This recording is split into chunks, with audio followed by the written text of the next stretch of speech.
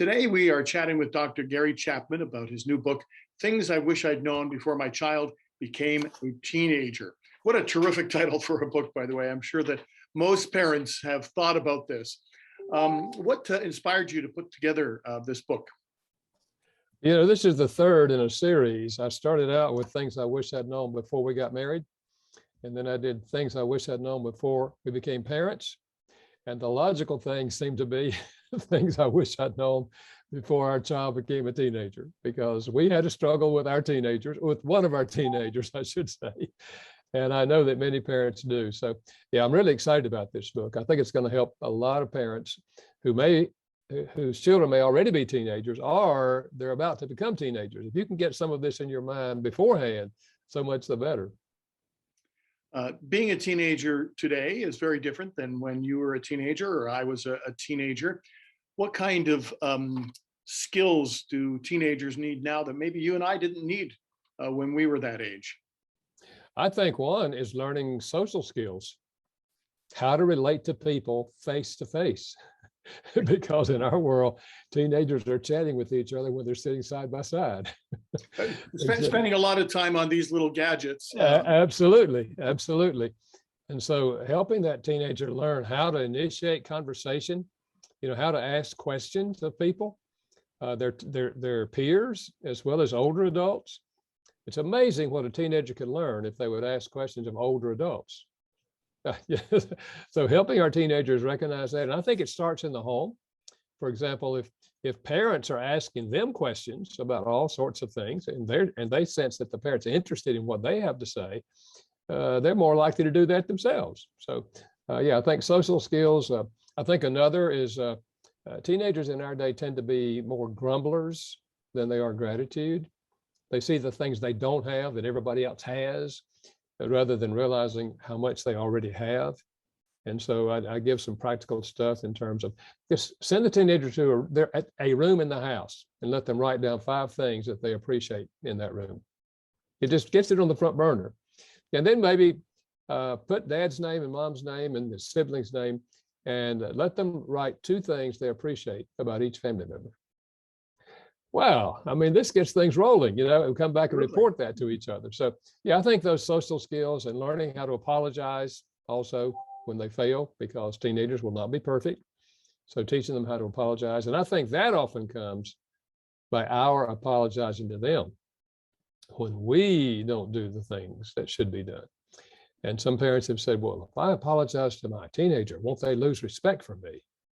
And my answer is no, they gain respect for you. They already know what you did was wrong. They see our imperfections. Absolutely. How does the idea of the love languages work into dealing with teenagers? Because obviously not every teenager is the same. And I might respond one way and another teenager would respond another way. And so how do we work that into dealing with teaching children the skills they need for when they are a teenager? Well, I think if a parent has learned the concept of the 5 love languages, and that each child has a primary love language, and if you don't speak their primary language, they will not feel loved, even though you're speaking some of the other languages.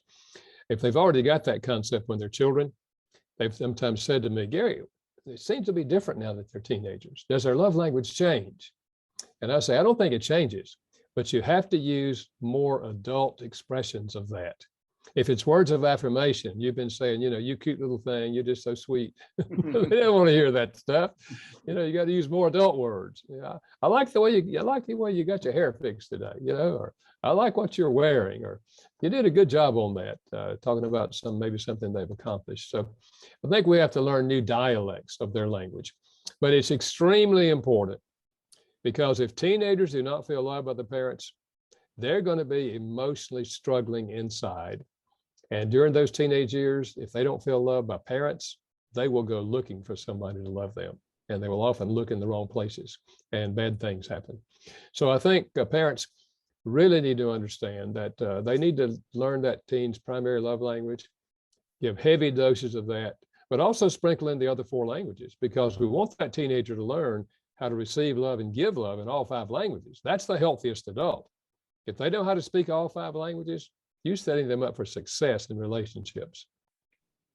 I just wanted to zero on one thing that I think is important, and I know the book touches on that, and that is how to move forward as an independent person, but still have responsibility. What are some of the steps that parents can take in helping their teenager or future teenager to understand responsibility while being independent?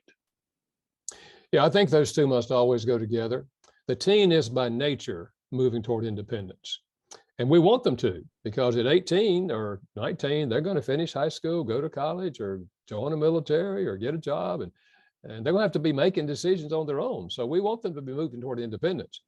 But I think we must also teach them that with independence comes responsibility.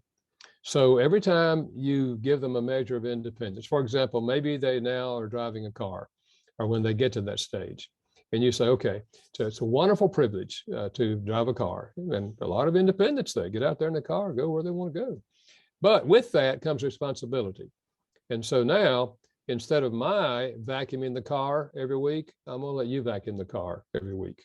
On Saturday before noon, you get the car vacuumed or washed, whatever you want to do. And you also must obey the laws. And if you get a traffic ticket, you will lose the privilege of driving for a week. And if you don't vacuum the car, you will lose the privilege of driving for 2 days. Whatever you decide. But let them know that there are consequences when they don't follow the guidelines.